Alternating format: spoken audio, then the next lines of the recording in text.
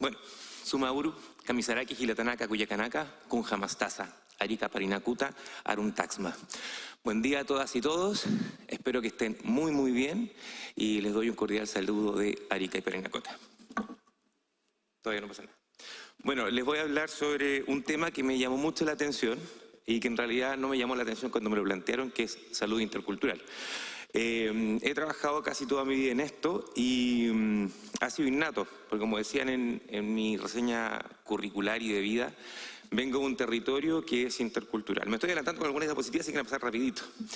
El tema es que yo siempre digo de que desde que partió la interculturalidad, o sea, la migración en Chile y la migración en Santiago de Chile, el fenómeno se hizo visible. Sin embargo, nosotros en algunas regiones extremas vivimos la interculturalidad a diario. Se ve mucho en Magallanes, pero se ve muy especialmente en Arica y Parinacota. Y yo digo que nosotros nunca hemos tenido población migrante en esa región. Lo que nosotros somos una región migrante. Y es más, lo que migró en nuestra región fueron las fronteras, no las personas. Ese 10 a 15% de población peruana y boliviana no es migrante, es habitante de ese territorio. Y bueno, en rigor, cuando uno habla de salud intercultural, además le agregaron en el norte de Chile, yo puedo decir de que cuando hablo de salud, podría decir que la gran mayoría de los que estamos acá presentes sabemos o entendemos de qué nos referimos y que va más allá de la definición de la OMS, sino que habla de un constructo y de un concepto más global, de un sistema, ¿ya? No de la definición salud-enfermedad. Y cuando hablamos de interculturalidad, también es un concepto muy complejo. De hecho, la RAE todavía no se logra poner de acuerdo sobre lo que significa interculturalidad, multiculturalidad y pluriculturalidad, y que espero que les pueda mostrar en algún ratito. Pero insisto, vamos adelantando. Con relación a estos conceptos de cultura que son muy complejos de entender y de definir, a los alumnos yo siempre les digo de que existe un macro espacio que es la pluriculturalidad, que habla de la presencia de muchas culturas en un espacio, un territorio geográfico, pero que tiene la particularidad en que estas diferencias no solamente son sociales y culturales, sino que son también valóricas y de derechos. ¿Dónde lo vemos?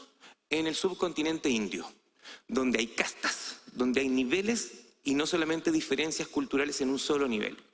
La multiculturalidad sería una especie de pasito más arriba de ese contexto. Ah, qué bueno, ya. Apareció. Bueno, vamos a avanzar. Bueno, lo que yo les señalaba, salud intercultural en el norte de Chile, salud. Interculturalidad es lo que yo les hablaba de pluriculturalidad, multiculturalidad, vendría a ser. A mí me incomoda mucho lo fijo, soy un poco dinámico, entonces esto me perturba. La multiculturalidad vendría a ser el espacio siguiente, como les decía, ese momento en el que las distintas sociedades o culturas conviven en un espacio, ¿ya? Y la interculturalidad vendría a ser cuando estos espacios se permean, cuando estas culturas se integran. ¿Ya? Y ahí es cuando vendríamos a hablar de interculturalidad. Y por eso cuando vayamos avanzando en la presentación se van a dar cuenta y van a poder incluso ustedes decir esto sí, esto no, o esto es algo nuevo. Interculturalidad no inclusiva, yo lo coloco siempre ahí, porque es aquella interculturalidad, y estoy adelantando también, en que cuando una cultura le impone el diálogo al otro, le impone la negociación, y no hay una comunión para poder establecer ese nexo. Bueno, y norte de Chile es un concepto más complejo. A mí me cargo cuando dicen, ayer en un espacio de conversación, me decían, ¿tú eres del norte? No, yo soy de Arica y Parinacota. ¿Por qué? Porque el norte de Chile es un espacio enorme. Somos 1.600.000 personas aproximadamente, las 3 regiones más al norte del país. Y en mi región, la población originaria predominante es la aymara, que representa el 35,7% de la población local. Y los aymaras son más de 15 naciones en el mundo andino. Entonces no podemos hablar de un espacio único. Entonces cuando a mí me dicen norte de Chile, no, porque de verdad que a pesar de que todo el mundo lo puede ver un espacio seco y de igual forma, es un espacio muy distinto y muy dinámico.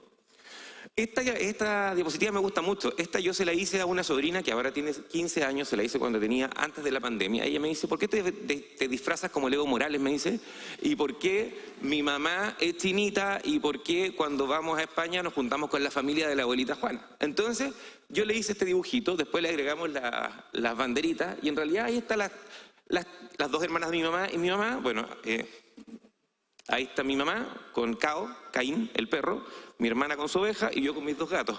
Así de intercultural en mi familia.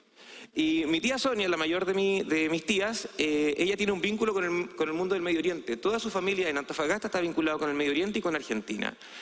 La del medio, mi tía Eliana, está vinculada con el mundo andino. Su familia está vinculada con el Perú y con Bolivia más íntimamente. Y la familia de mi mamá está casada con mi papá, el viejo, que está muy relacionada con el mundo asiático, filipinos, chinos, en particular. Y bueno, ¿por qué quería partir por eso? Porque yo vengo de un espacio que no solamente es interculturalidad con el mundo indígena, sino que es una interculturalidad con múltiples naciones. El censo de 1907, a mí me gusta mucho ese censo, porque es un censo de verdad y de mentira. Ustedes siempre han dicho que el censo del 2017 se ha escuchado de que es muy cuestionado en función de su metodología y también de sus resultados. Este censo es más particularmente así.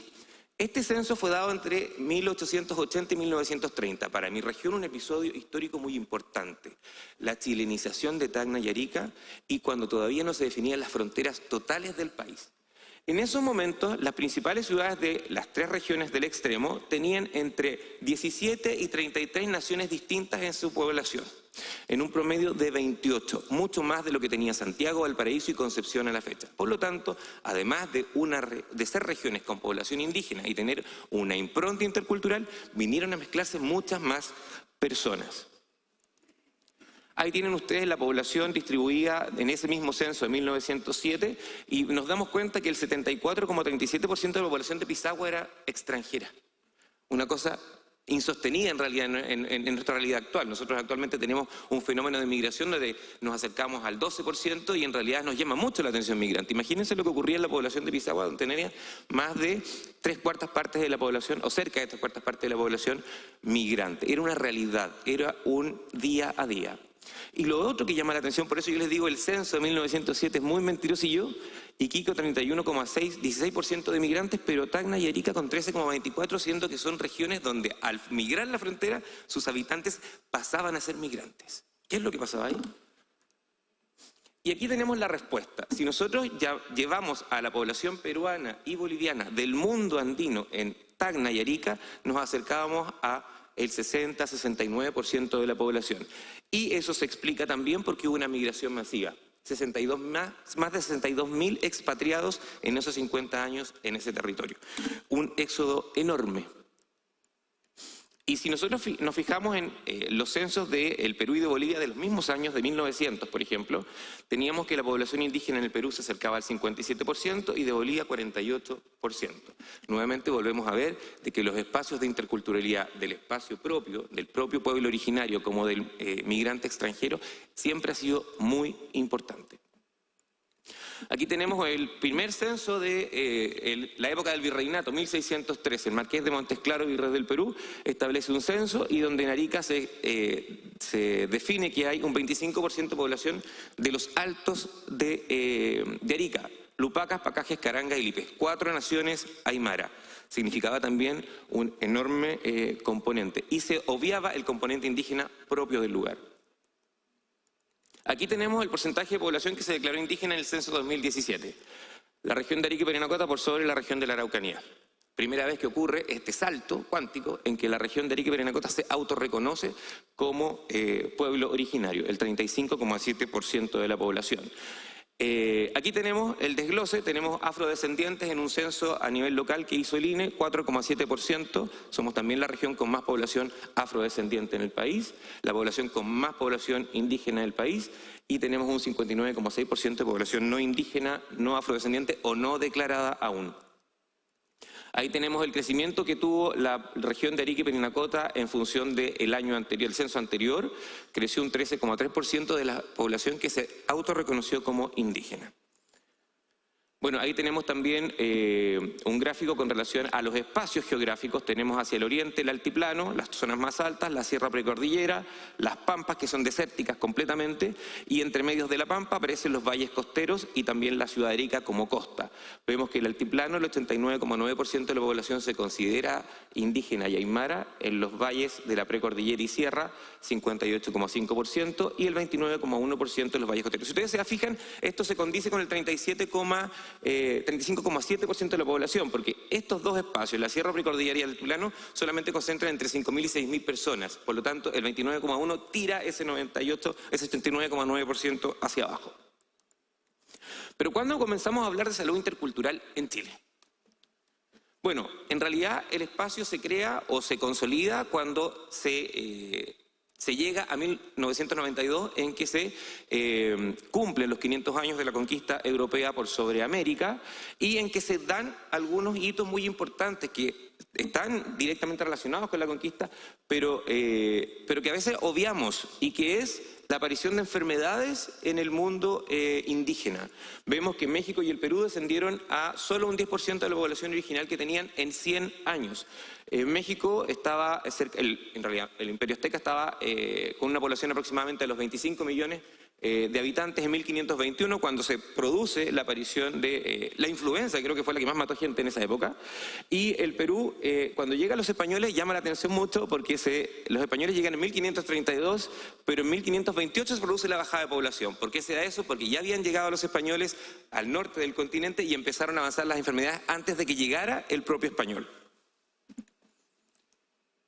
Y otro hito importante es que en función de este proceso de reconocimiento del indígena y de esta vulneración de derechos, especialmente sanitarios que se dan, se unen los conceptos que se dan por la Declaración Universal de Derechos Humanos, la Conferencia de Alma Ata de 1978 y el Convenio 169 de la OIT, que yo asumo que acá en el mundo de la Araucanía también es muy conocido. Y con relación a ciertos conceptos de la Declaración de Alma Ata y del Convenio 169, podríamos decir a grandes rasgos que la Declaración de Alma Ata, en el último punto, que es el artículo 7, dice relación a la incorporación de la medicina tradicional mediante un adiestramiento, los llevo a la interculturalidad, a un adiestramiento debido a lo social y lo técnico para apoyar la atención primaria, ¿ya? Y en relación al convenio 169 de la OIT, habla más bien de los derechos de los pueblos indígenas y tribales del mundo para que los estados los consideren en función de que cada vez que haya una intervención en el mundo indígena y tribal, el Estado se vea en la obligación de hacer consultas y de ser partícipes en primera persona de los pueblos indígenas y tribales. Y acá quería hacer una especie de, no sé cómo, línea de tiempo en realidad, en que vemos los censos en Perú, Bolivia y Chile. Vemos que en Chile la variable indígena aparece en 1993. En el Perú y Bolivia aparece en 1940, en que hay un reconocimiento mediante una encuesta, en que el validador visualiza, habla con el interlocutor y define, este es negro, este es mestizo, este es indio, este es cholo, este es blanco. Y avanzamos en la década del 50 a 60 a que se hace una mixtura y en que uno le pregunta al otro cuál es su lengua de origen o lengua materna y él responde. Hay una consulta en relación al lenguaje y de ahí se toma la definición de indígena y es mixta, ya comienza a hablar las dos partes en función de ello. Y entre 1993 y los últimos años, los primeros años del siglo XXI, se comienza a hablar del autorreconocimiento, en que a uno le pregunta a la persona, así como se lo hicieron a ustedes en los últimos censos, preguntan, ¿usted se considera parte de un pueblo indígena? ¿De cuál? Ahora son 11 acá en Chile, y preguntan también si es que se sentía perteneciente a un otro pueblo indígena. Vamos viendo que estos valores, principios o derechos que se plantean en el convenio 169 comienzan un poco a hacerse carne en un elemento que es vital para el desarrollo de la población, que es el poder reconocer a nuestra población y validarla como ella se siente. Sé que de repente la sensibilidad y la sensorialidad están un poco validadas, especialmente porque estamos muy efervescentes en función de lo que reaccionamos. Sin embargo, no hay mejor ni mayor elemento que la conversación y la retroalimentación del otro para poder definir estas variables o características. Y obviamente aquí tenemos cómo se reconoce finalmente el mundo andino en Arica y Parinacota, los que participamos en el Carnaval de la Fuerza del Sol, ¿ya? Aquí tienen dos imágenes, una chica del pueblo de Caquena y aquí ven un personaje que no conozco, el Inca de residentes bolivianos con su ñusta. Y aquí tenemos otra imagen también del carnaval, en que en realidad este es parte del autorreconocimiento. Cuando vemos que más de 20.000 a 30.000 personas de nuestra ciudad se vuelcan durante 3 días a bailar en el carnaval, y no solamente es bailar, sino que es recuperar lo que se nos fue dejado de lado en algún momento y que muchas veces nosotros mismos dejamos de lado. Ahora, dentro de las políticas o de las estrategias de salud intercultural en mi región, en Arica y Parinacota, quizás uno de los primeros elementos que se vio fue la integración de los médicos en rondas médicas al mundo rural. Nuevamente, hablamos de la interculturalidad, yo tomo al mundo occidental y lo inserto en el mundo indígena. Muy llamativo ese fenómeno. Se inicia en la década del 90, cuando comienzan a subir los primeros médicos desde Arica a Putre. Sin embargo, llama la atención que aquí está Putre, en la precordillera o sierra, que la ciudad más importante de la sierra y precordillera de Tacna, Tarata, ya tenía médicos fijos en 1955. Y nosotros comenzamos en la década del 90 a dejar una presencia en el territorio mediante rondas transitorias durante algunos días de la semana o del año. En el año 2015 se hace extensiva esta presencia de médicos ya fija en la comuna de General Lagos, la más al norte del país, y la comuna de Camarones. Y el año 2023 ya tenemos 6 médicos rurales estables o fijos en las comunidades indígenas o el mundo interior de la región, mundo rural, y 46 médicos urbanos en la ciudad de Arica. Ahora, durante los primeros años de la década del 90 y en función de lo que señalábamos de esta reivindicación de los pueblos indígenas, surge el PESPI, el Programa Especial de Salud de Pueblos Indígenas, que es muy conocido en algunos servicios y menos conocido en otros, y que responde también a una política institucional en América Latina que está fomentada por la OPS mediante un modelo de salud intercultural. ¿Ya? Ahí volvemos a ver que se toma lo de la OIT, se toma lo de declaración de la Conferencia de Alma Ata y también la Declaración Universal de Derechos Humanos. Y el objetivo era llegar a los pueblos indígenas. ¿Por qué? Porque son personas que tienen una alta vulnerabilidad social. Hay pobres resultados de estrategias de salud, y a mí no me gusta mucho cuando hablamos de resultados, porque igual significa que estamos hablando de malos resultados en indicaciones de gestión sanitaria. Y el indicador, lamentablemente, nosotros lo estamos usando mucho como fin final, como un objetivo el indicador, cuando en realidad el indicador siempre debe ser un medio para el cual obtener un resultado final y plantear estrategias y políticas en salud. Por eso esos dos últimos elementos no me gustan mucho, porque uno los tiende a ver como un fin por sí solo cuando en realidad no lo son. Y con relación a Arica y Parinacota, ustedes ven acá una casa. Esta casa es una casa de Tacna, no es una casa de Arica, y en 1910, dentro de este periodo de 49 años, 3 meses y 8 días en que fue ocupado el territorio, en 1910 se dio lo que se llama la chilenización agresiva o dura, en que las personas recibían el aviso mediante una cruz negra de que tenían que dejar el país, o el territorio de Arica y Parinacota, en 24 horas. Esto se dio mucho, esta gente tenía que salir, se instalaban los barcos en la bahía de Arica, la gente de Arica era más fácil, pero la Tacna tenía que trasladarse en tren y tenían que dejar todo, absolutamente todo, en 24 horas. ¿Ya? ¿Por qué se dio esto? Porque había que hacer un censo para definir dónde quedaba la región. Y lo que ocurría ahí es que, como no se sabía cuál iba a ser la población que iba a votar, en algún momento el Estado chileno dice, bueno, van a tener que votar todos los que viven en el espacio. Y la gran mayoría, 60,97 y 69,7%, eran de los que iban a votar en contra. Había que hacer una expatriación masiva. Entonces los barcos del ejército peruano estaban en la bahía de Arica recibiendo personas peruanas que tenían que irse. También hubo momentos en que las personas tuvieron como lo que siempre se escuchaba en España de los marranos en relación a los judíos conversos o los musulmanes conversos. Hubo peruanos conversos también. Hubo personas que cambiaron de nacionalidad e incluso que fueron parte del servicio militar y del ejército para ser considerados como parte del territorio. Y ese es un espacio de mucha vulnerabilidad y de mucha vulneración de parte del Estado, una violencia del Estado de Chile franca en relación a una población particular, tanto nacional como pueblo originario. ¿Ya? Esto generó una vulneración de derechos culturales y comunitarios, derechos sanitarios, marginalidad, pobreza multidimensional. Y en realidad todos estos programas vienen a ser una especie de programas de reparación. ¿Cuáles son los objetivos principales del PESPI? La sensibilización de los equipos de salud, incorporar la salud tradicional y a los médicos tradicionales en equipos y rondas médicas, el trabajo comunitario con la sociedad organizada, la reactivación de la lengua, eso es un tema súper importante, la visibilización de la población migrante indígena y una inversión presupuestaria que es altamente cuestionada porque no tiene los mismos conceptos administrativos y jurídicos que tiene en el mundo andino. Yo, por ejemplo, no le puedo decir a un yatiri, a un médico aymara, ¿sabe qué? Presénteme la boleta de la coca que compró en Charaña, al otro lado de la frontera, para poder hacer la devolución. Entonces, todo nuestro modelo y nuestro aparataje burocrático administrativo no se condice con las dinámicas ancestrales que el convenio 169 de la OIT nos dice, que hay que respetar las prácticas y conductas de los pueblos indígenas y los estados deben garantizarlos.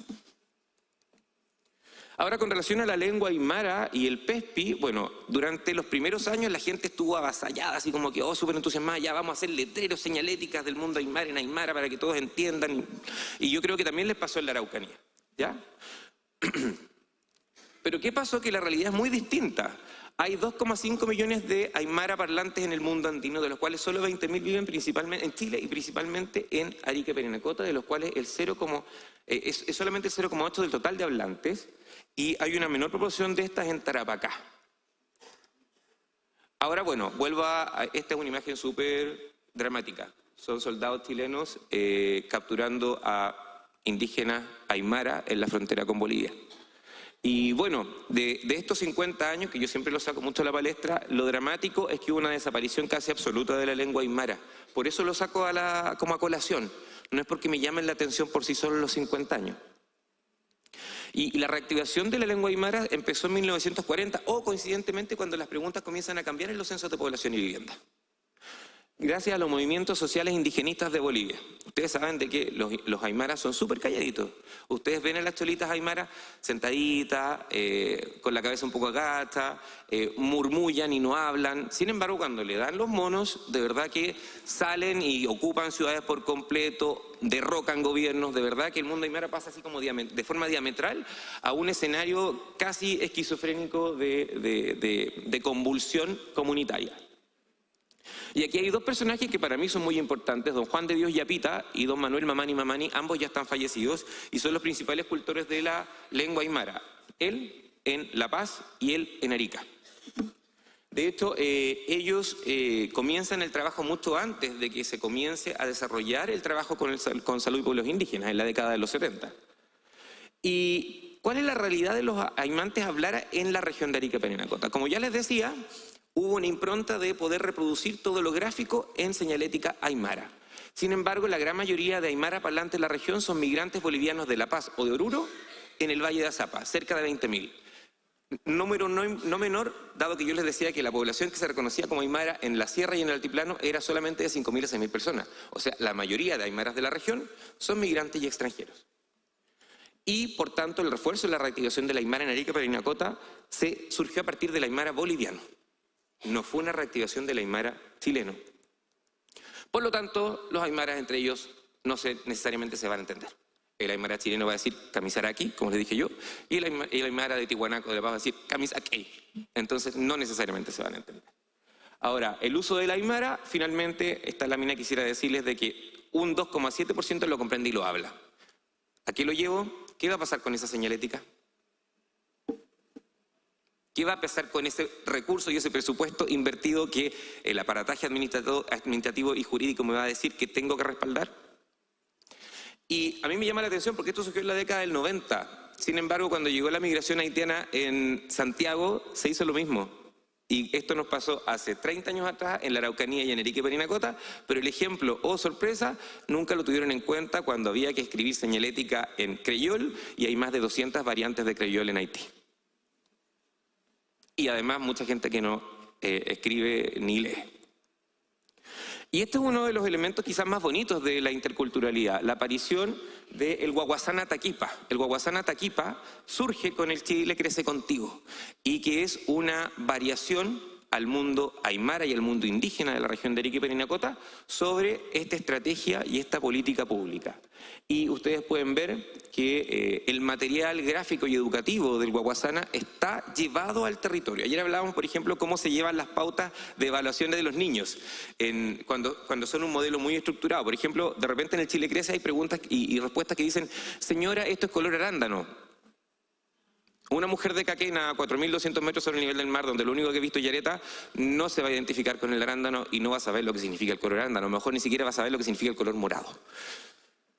Entonces, uno de los principales elementos fue el Huahuasanataquipa, porque no solamente hizo que se comenzara a reactivar la cultura indígena en los niños desde muy chiquititos, sino que también se reactivó la forma del parto aymara y de los cuidados del embarazo en cada una de las mujeres y familias aymara. Otro elemento importante, el registro de identidad. Hasta la década del 90 o del año 2000, todos los ariqueños y parinacotenses estábamos registrados como nacidos en Arica. A contar de esta política, aunque seamos nacidos en Arica, estamos registrados en el lugar de nuestra familia, lo cual es vital. Y si bien es cierto, hay personas que están a favor, otras en contra, tenemos también la realidad de que hay algunos equipos de trabajo que fomentan el trabajo y el parto natural en el propio lugar, acompañado por la familia y por el medio y la sociedad de esa mujer. Por tanto, existen algunos ejemplos o elementos en los que una mujer embarazada finalmente no tiene su parto en el hospital de Arica. Y a pesar de ello, en el hospital de Arica sí existen espacios para un parto aymara. La entrega de placenta. Ahí está el espacio del hospital. Si ustedes se dan cuenta, es un poco folclórico como yo. Hay un aguayo, hay una mujer que está recibiendo la ayuda de doña Julia Huanca, que es una partera yusuyiri de nuestra región. Y aquí tenemos la placenta. ¿Por qué les traigo la placenta? La semana pasada el hospital de Arica elaboró un protocolo de entrega de placenta, de entrega de impresión de la placenta, que era la impresión en témpera, no sé, en algo así, en un papel. Y decía, porque esto es propio de la cultura andina. Todos los que estábamos más involucrados montamos en cólera porque finalmente la entrega de placenta para el ritual indígena es una cosa. Y la impresión, la marquita como cuando uno marca también los pies del niño, es una tendencia. Y que puede ser muy válida. Podemos generar ese espacio para esa madre que lo desea. Pero no podemos mezclar peras con manzanas, ¿ya? Porque si bien es cierto la interculturalidad significa un diálogo, además ese diálogo no tiene que ser una interculturalidad no inclusiva, no tiene que ser impuesto. Ahora, nuestros médicos tradicionales indígenas, ahí tenemos a don Teófilo Cañari de Putre, ahí tenemos a Severo Yusco, que ya falleció, nos dejó, la señora Virginia Loaiza, esa es la señora Rita, la esposa de don Severo, que ella era más severa que don Severo, y la señora Fausta Pairo, ella es de Chucuyo, ella es de la localidad de Saxamar y él es de Caquena. Lo que les quería dar a entender acá es que nosotros tenemos tres tipos de médicos indígenas, los yatiri, las cuyiri y las usuyiri, con diferentes roles que son propios del espacio de Chile. Y el amauta y el cayaguaya se perdieron, solamente se mantienen en Bolivia, que son sabios de más altura, más como librepensadores o filósofos. Ahí tenemos la red regional de yatiris y cuyiris, tenemos en Bisbiri, Putre, Chucuyo, Saxamar, en la cordillera y precordillera y altiplano, Yatiri, Cuyiri y Suyiri en Codpa, en los valles costeros, Yatiri y Cuyiri en San Miguel de Azapa y en Arica. Importantes elementos con los médicos indígenas y conflictos que ha habido con ellos es su validación y reconocimiento. Volvemos al tema de la administración pública, hasta qué punto, por ejemplo, son validados, por ejemplo, la superintendencia. ¿Qué hace la superintendencia en relación a ellos? ¿Qué hacen los servicios de salud en relación a ellos? ¿Qué hace la remuneración en relación a ellos? Entonces Severo me decía, usted es médico, yo soy médico y le he puesto que le gano menos de la mitad de lo que usted gana. Eso me decía don Severo. Y yo tengo más experiencia que usted. No es algo personal, me decía, pero es real. Y bueno, y actualmente la interculturalidad en salud en la región es un poco tímida todavía, pero creo que igual es importante relevar de que damos la bienvenida y los agradecimientos en lengua aymara, en muchos casos. Somos parte de las ceremonias de apertura y bienvenida y inauguraciones mediante la pagua, que es un ritual que hacemos en el suelo donde agradecemos a la Pachamama y también a los apus. Tenemos buenas prácticas con pertinencia cultural y se celebran y se reconocen a nivel del servicio de salud, y obviamente también participamos del carnaval, o sea, del calendario andino, carnavales Machacmara y Martes Chaya. Ahora quería mostrarles este gráfico, en realidad no es muy bueno, pero de cómo relevan los estados las políticas o los elementos de salud intercultural. En el Ministerio de Salud y Deportes de Bolivia, en el primer nivel o en el segundo nivel aparece ya la medicina tradicional como parte de un viceministerio, como una subsecretaría. Y en el Chile y en el Perú baja al cuarto nivel. incluso incluyendo que nosotros podríamos tener a lo mejor una disparidad entre las subsecretarías de Salud Pública y redes asistenciales, está en el 4º lugar, igual que en el Perú. En Bolivia sí está relevado, obviamente ustedes saben de que Bolivia tiene un gobierno que propende al reconocimiento de los pueblos indígenas. Y a nivel del Servicio de Salud Arica y Parinacota, nuestro programa especial de salud pueblos indígenas está inserto en la sección de modelo de atención, que a su vez es solo una sección del subdepartamento de atención primaria.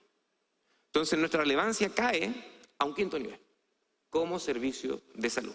Entonces ustedes también se van dando cuenta de que existe un discurso y el lenguaje crea realidades. Uno de los elementos que llama la atención es que tenemos 2 elementos de mesas bisfrontera y trifrontera de trabajo a nivel regional, donde trabajamos con el intersector, especialmente con Tacna y en menor medida con el Departamento de La Paz, donde se hacen importantes gestiones, como por ejemplo el traslado de pacientes de urgencia, la colaboración para la disponibilidad de fármacos. Lo digo y lo niego. Es clásico que, por ejemplo, si faltan fármacos antituberculosos en Arica, Tacna los facilita y, entre comillas, da una especie de facilitación administrativa para poder entregarlos, que no son los procesos administrativos habituales. Lo mismo a la inversa. Y se hace una especie como de stock mixto. Entonces, si tenemos 30, de repente ellos pueden que tengan 14 y nosotros 16, y de repente los 2 15, o de repente nosotros tenemos 0 y ellos 30. Entonces jugamos con esa, y esa es la virtuosidad que tenemos en función de ello, y que sería súper importante a lo mejor trasladarlo a ciertos elementos de la interculturalidad, porque en la interculturalidad o la medicina tradicional indígena no es partícipe de estas mesas bifrontera y trifrontera. Por lo tanto, no es relevante en nuestras políticas públicas.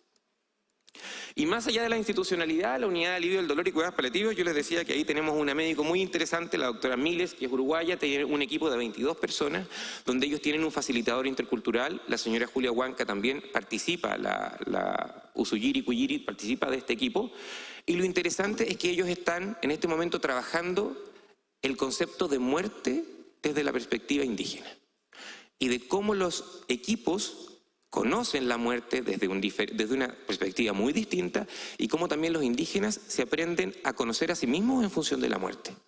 Y no solamente eso, sino que a cómo la muerte es llevada más allá del propio hito de la muerte.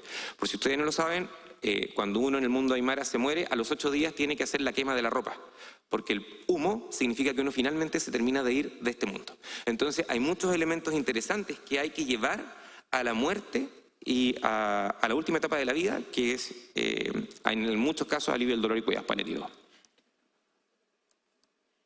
Y bueno, y en infraestructura nos quedamos cortitos. Sé que puede que vaya alguien aquí de Cañete, el Hospital Calbuyanca, que tiene una cosmovisión indígena inserta, que es potentísima, a pesar de que tiene varios cuestionamientos también, pero es donde nosotros no hemos podido avanzar. Somos la región con menor proyectos de inversión en infraestructura en salud de este país. ¿Y en qué estamos? En la lucha, vaivenes, folclorización, impulsando un modelo biopsicosocial, salud familiar de verdad. Bueno, dejamos ahí la inquietud y la reflexión. Y Yuspa Garpa. Muchas gracias.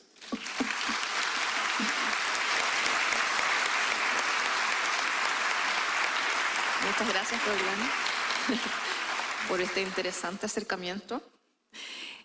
Hay tiempo para hacer 2 preguntas.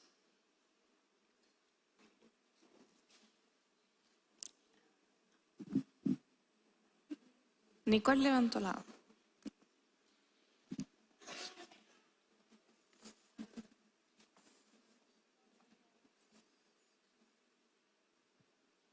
¿Aló? Ahí sí. Estaba apagado. Hola, buenos días. La verdad que muy interesante su presentación. Me agrada escuchar la palabra autorreconocimiento. De hecho, le comentaba a Eduardo, mi colega acá, que por fin no soy la única loca que habla de autorreconocimiento y de la importancia que tiene para convivir y conectar con las personas. Al lado suyo también había representantes, ¿cierto?, puente de otra comunidad, ¿cierto?, que habla una lengua distinta a la común, a la impositiva, a la oyente, ¿cierto? Y sucede que a nivel nacional hay personas sordas que son parte de una comunidad y que están de Arica, Parinacota hasta Magallanes. Punta Arenas y más allá. ¿Cómo favorece la accesibilidad cuando hay casos de multiculturalidad dentro de la interculturalidad? Es decir, cuando, por ejemplo, hay casos de experiencias de personas aymaras sordas que tienen su propia comunicación en señas. ¿Han tenido casos así? Porque nosotros sí lo hemos tenido acá, de personas mapuches hablantes de la lengua de señas. Perfecto. ¿Cómo han podido resolver esos casos? No se han resuelto. De hecho, no lo hay. Abiertamente no lo hay. Y no hay una política para la inclusión. Porque además, como yo les señalaba, tenemos 15 naciones aymara, 15 formas distintas de hablar el aymara. Tenemos el aymara del Valle de Azapa, que es el aymara de La Paz. Y tenemos el aymara del interior, que está más lejos, que es el aymara ariqueño.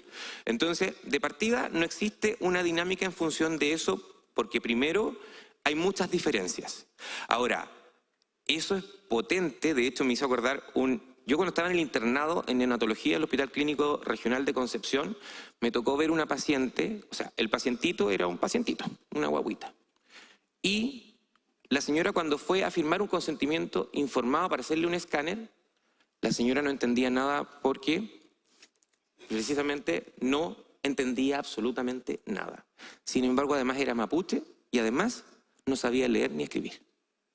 Entonces estaba limitada por todas las variables de la comunicación y solo lo logró hacer cuando ella, en una modalidad propia de seña en función de su grupo familiar, lo pudo hacer. En realidad en Arica y Parinacota no se ha hecho nada y yo creo que por lo pronto no se va a hacer nada mientras no se visibilice. Ahora, puede que haya, como puede que no haya, pacientes o usuarios que lo requieran y yo creo que por ahí parte, por la visibilización de la problemática. Ahora, también entendemos de que existen muchas personas que en el mundo aymara también no acuden al paciente, no acuden al médico ellos mismos. Hay también un espacio ahí de interrelación o de mediación de la salud. Yo, por ejemplo, puedo tener un paciente aymara que se queda en la casa y no va al médico, pero manda a la señora. Entonces, no estoy diciendo que esa sea la respuesta, pero puede que ahí vaya un poco este hecho. Por ejemplo, cuando los padres van al médico también, voy a ser un poco folclorizante en realidad, va la mamá y le dice, yo le digo, señora, ¿y qué tiene usted? Tos. Ah, ya, pero ¿y cómo? Tos. Entonces, ¿qué pasa? Que después uno se da cuenta que la señora tiene un discurso que, porque además uno la ve y no tiene tos. Entonces dice, no, tos tiene el niño. Pero no lo lleva. ¿Por qué? Porque hay que cuidarlo y dejarlo en la casa. No lo saco al aire. Entonces, en muchos aspectos el aymara tiene unas conductas que además no solamente en el lenguaje, sino que son en la práctica social, que son distintas. Entonces, a lo mejor puede ser que haya pacientes en esa condición que efectivamente no vayan a acudir por esta situación, ¿ya? Porque en lo personal, yo que estuve 3 años viviendo en Putre, nunca vi un paciente con esa condición, ni tampoco vi que alguien fuera a presentarse al médico por eso, ¿ya? Tampoco en el hospital regional. En el hospital regional nosotros hemos tenido muchos reclamos y quejas en función de maltrato o de incomprensión de la lengua aymara, pero no más casos en relación al lenguaje. Yo creo que es interesante poder ahondarlo, porque claramente debe haber. Muchas gracias. Vale, estamos listos. ¿Dónde? Ahí atrás, ya.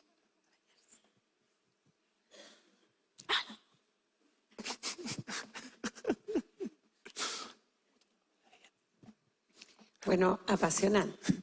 No, qué gusto escuchar, qué gusto. Mi pregunta va en esta experiencia tremenda que tienen y esta mirada con respecto a la migración, ¿no? Las personas somos migrantes, las civilizaciones hemos sido migrantes.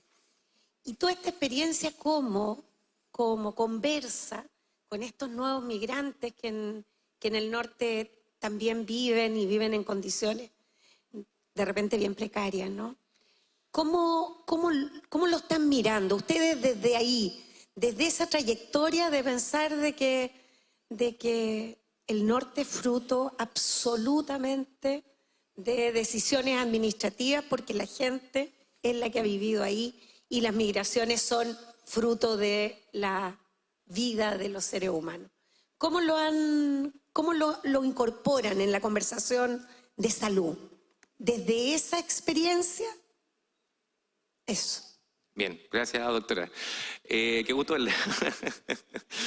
Bueno, la experiencia, voy a ser lapidario, súper lapidario y autocrítico. La experiencia no ha sido muy distinta a la que han tenido en el resto del país. A pesar de que tenemos la experiencia de la migración viva, del día a día, de hecho para nosotros es muy llamativo que no solamente los equipos de salud, sino que el aparataje administrativo en general y la comunidad se ha abierto mucho más al migrante boliviano y peruano ahora, y ha establecido nuevos niveles de diferencia, en que en esta pluriculturalidad el peruano y boliviano subió y este otro migrante incluso bajó más abajo del nivel que tenía anteriormente. Es una dinámica extraña porque tenemos la escuela, tenemos la vivencia, sin embargo no se ha podido plasmar. Ahora, efectivamente, y anoche lo conversábamos, tenemos ciertos elementos que tampoco han podido ser resueltos en el intersector. Por ejemplo, en el médico legal teníamos la situación de que se iban a hacer peritajes, por ejemplo, a Alto Hospicio, en Iquique. Se iban a hacer los peritajes, pero a las 5 de la tarde la toma se cerraba por la banda narcotraficante y nadie más entraba ni salía. Y muchas veces quedó la dupla psicosocial adentro y no podían salir. Entonces tenemos limitantes que también, a pesar de que uno podría decir, sí, cómo nos abrimos en función de la vivencia, pero la vivencia es distinta. Tenemos un espacio distinto, tenemos una vulnerabilidad social mucho más grande en estos grupos. Y porque son personas doblemente vulneradas. Yo les decía, por ejemplo, estas personas que ya vienen en situaciones precarias solo pueden acceder a esta tomada por una banda criminal finalmente. Y cómo llegamos a esta persona, cómo hacemos controles de salud del niño, cómo hacemos un control obstétrico en esa población que ya es vulnerable, que ya es doblemente vulnerada. Es terrible y es tremendo. De verdad que hemos tenido experiencias como ciertos espacios de militarización incluso. Ustedes saben que hace un par de meses atrás, creo que fue en abril, no recuerdo bien, entre abril y marzo, tuvimos estas 264 personas que estuvieron en la frontera de la frontera, en que no pasaban ni para el Perú ni podían regresarse a Chile. Donde además, desde el punto de vista administrativo, y nuevamente digo jurídico y de jurídico internacional, no hay formas de llegar, pero hay que llegar. Entonces tenemos la doble traba, la traba burocrática, la traba de la propia seguridad, porque por ejemplo nuestros funcionarios de la APS me dicen, doctor, es que yo no los voy a mandar a la toma. Porque finalmente nadie me asegura de que vayan a salir indemnes de la toma. Pero ¿hasta qué punto en realidad jugamos con eso o negociamos con eso? ¿O hasta qué punto nos acercamos finalmente a esos grupos también para que efectivamente puedan hacer algo en favor de sus propios connacionales? Porque de verdad que también es un tema que es muy duro desde esa perspectiva. Yo creo que la respuesta no está desde la perspectiva de lo que se ha hecho, porque se ha intentado hacer algunas cosas, yo creo que no hemos dado con el clavo. Yo creo que esa es la realidad. Pero yo creo que también no hemos dado porque estamos pensando muy administrativamente y muy legalmente. No hemos logrado llegar a ese espacio en que podemos a lo mejor abrir un poco más la mente o intentar alguna otra estrategia, pero yo creo que además nos hemos encontrado con esta doble traba que yo le señalaba, doctora. Una, que este reconocimiento de este nuevo migrante terminó sorprendiéndonos porque termina siendo un ciudadano ya no de segunda categoría, sino de tercera categoría. Entonces es tremendo, es un desafío enorme y claramente desde el punto de vista de la experiencia y de la escuela, creo que a lo mejor no hemos logrado modular esto para poder aportar en la interculturalidad con estos nuevos compañeros aquí en nuestro territorio.